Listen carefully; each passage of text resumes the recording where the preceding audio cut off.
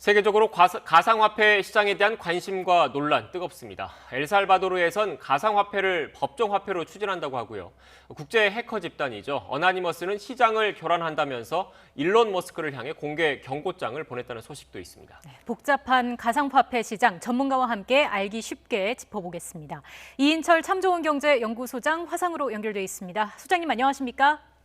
네, 안녕하세요. 네, 먼저 엘살바도르가 세계 최초로 가상화폐를 법정화폐로 지정 추진한다는 소식이 전해졌습니다. 어떤 내용인지 간략하게 소개를 다시 한번 해주시죠. 그렇습니다. 비트코인이 처음으로 등장한 게 2009년이었습니다. 지금 그런 가운데 이제 이 엘살바도르라는 중남미의 최빈국 가운데 한 국가인데요. 세계 최초로 비트코인을 자국의 법정 통화로 채택하는 방안을 추진하겠다는 겁니다. 대통령이 국제회의에서 직접 발표를 했습니다. 그러나 이제 이 상황은 이 엘살바도르의 이제 국내 상황과 무관치 않아 보이는데요. 1980, 90년대 엘살바도르는 내전을 거치면서 국민의 3분의 1 이상이 빈곤층으로 전락을 했습니다.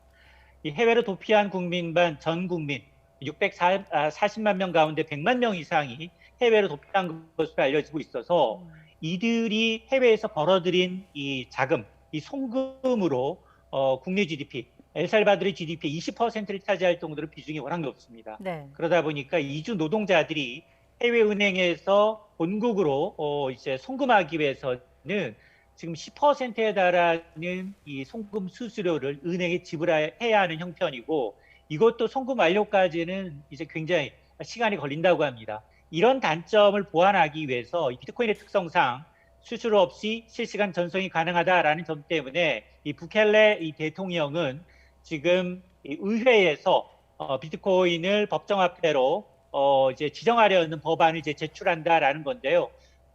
지금 여당이 의회 전체를 장악하고 있다고 합니다. 그래서 부켈레 대통령이 법안이 통과될 가능성이 높아서 이렇게 되면 엘살바도르는 세계 최초로 비트코인을 법정 통화로 받아들이는 국가로 남게 됩니다.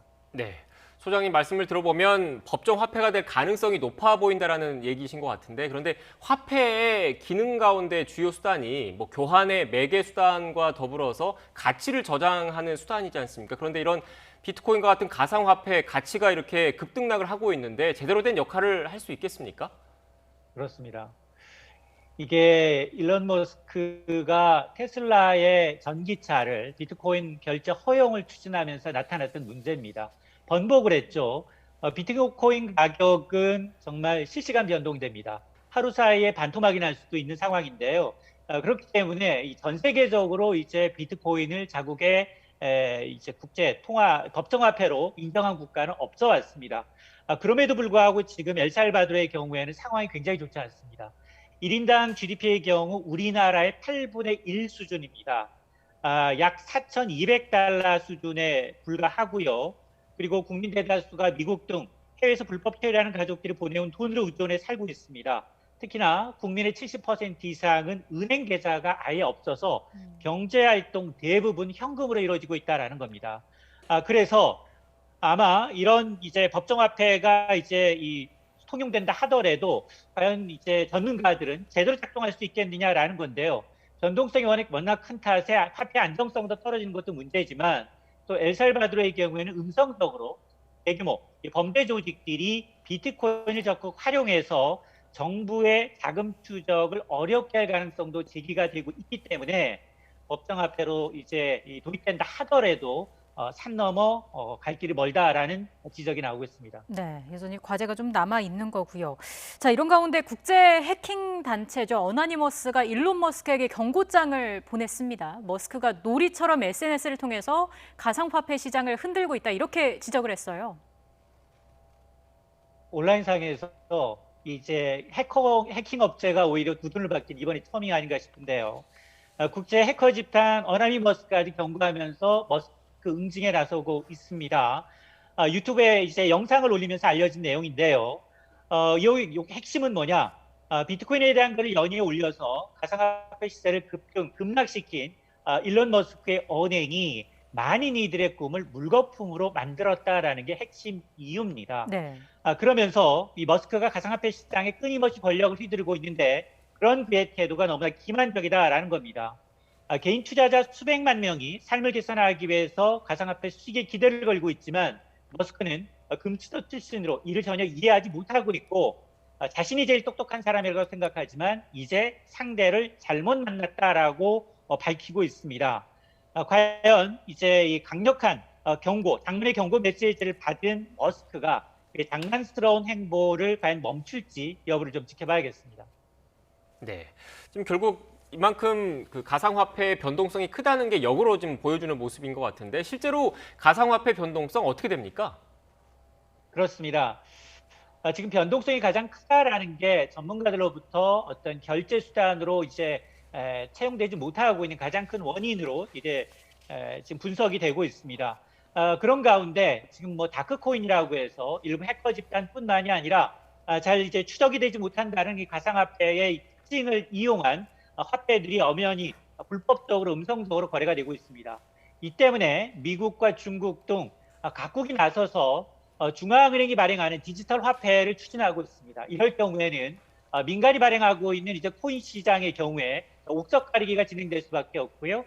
특히나 이제 비트코인이나 이더리움과 같은 주류 화폐를 제외한 이 알트코인의 경우에는 변동성도 변동성이지만 굉장히 다의적으로 심사 과정이 굉장히 투명하지 않은 이 거래소의 측에 의해서 자의적으로 이제 거래되는 측면이 분명히 있기 때문에 셀프 코인의 경우 상당수의 코인들은 피해가 상장 폐지가 속출할 가능성도 굉장히 높아 보입니다. 예, 이제 뭐 국내 가상화폐 시장도 한 100여일 후에 대대적인 변화가 예상이 되고 있는 상황인데 거래소 실명 계좌를 갖춰야 하는 거죠? 맞습니다. 특정 금융정보법이 오는 9월 24일부터 적용이 됩니다. 자, 이럴 경우 지금 가상화폐 거래소는 정보보호관리 체계와 그 은행으로부터 실명 확인 계좌 등의 요건을 갖춰야만 살아남을 수 있습니다. 현재 60여 개로 파악되고 있는 가상화폐 거래소 가운데 인증을 획득한 거래소는 20여 곳에 불과하고요. 이 가운데서도 상위 4곳 실명 확인 입출금 계정을 운영하고 있는데 이들 업체도 지금 은행에서 깐깐하게 재심사를 받고 있는 것으로 전해지고 있습니다. 문제는 가상화폐 거래소들이 자격 요건을 갖춰서 신고를 하지 못할 경우 발생할 수 있는 투자자들의 피해에 있는데요. 거래소 사업자가 사업하기 어렵다고 보고 고객 예치 등을 가지고 잠적하는 경우 투자자 피해는 고스란히 피해자 몫입니다. 신고가 안 된 거래소를 이용하는 투자자들은 오는 9월 25일부터는 가상화폐를 원화로 환전할 수 없기 때문에 이에 앞서서 가상화폐를 이제 처분한 것 말고는 투자금을 회수할 방법이 없습니다. 때문에 이 투자자 보호 조치도 동시에 이루어져야 한다는 목소리가 커지고 있습니다. 네. 소장님 마지막으로 LH 관련된 이야기를 좀 해봐야 되겠습니다. 오전에 관련 그 혁신안이 정부에서 발표가 됐는데 핵심은 빠진 혁신안이다 이런 지적도 일각에선 나오고 있더라고요. 이유가 뭡니까? 그렇습니다. 이번 LH 사태에 책임을 지는 이 토지 부분은 사실상 해태 수순을 밟게 됩니다. 정부가 LH 사태에 따른 혁신안에 입지 조사권 회수와 더불어서 20% 이상의 인력을 감축하는 내용을 담고 있는데요. 그럼에도 불구하고 LH 조직 개편에 대해서 기능과 조직 슬림화만으로 근본적인 문제가 해결될 수 있겠느냐 이 부분에 대해서는 여전히 의문이 제기되고 있습니다. 오늘 추후 당정 협의를 거쳐서 이런 조직의 구체적인 슬림화 방안 그리고 개편안이 이제 확정될 것으로 보이는데요. 그럼에도 불구하고 지금 당장 뜯어 고치기보다는 더 개혁이 될 수 있기 때문에 중립적인 기구를 만들어서 여러분부터 차분히 이제 수렴해야 한다라는 의견이 나오고 있고 또한 이제 정부가 얘기하고 있는 이제 3가지 부분의 이제 개변 사항에 대해서도 또 구체적으로 국민적 의문을 풀 해법을 찾는 게 더 필요하다라는 지적이 나오고 있습니다. 네, 알겠습니다. 지금까지 이인철 참좋은경제연구소장과 함께 관련된 이야기 나눴습니다. 오늘 말씀 고맙습니다. 네, 고맙습니다.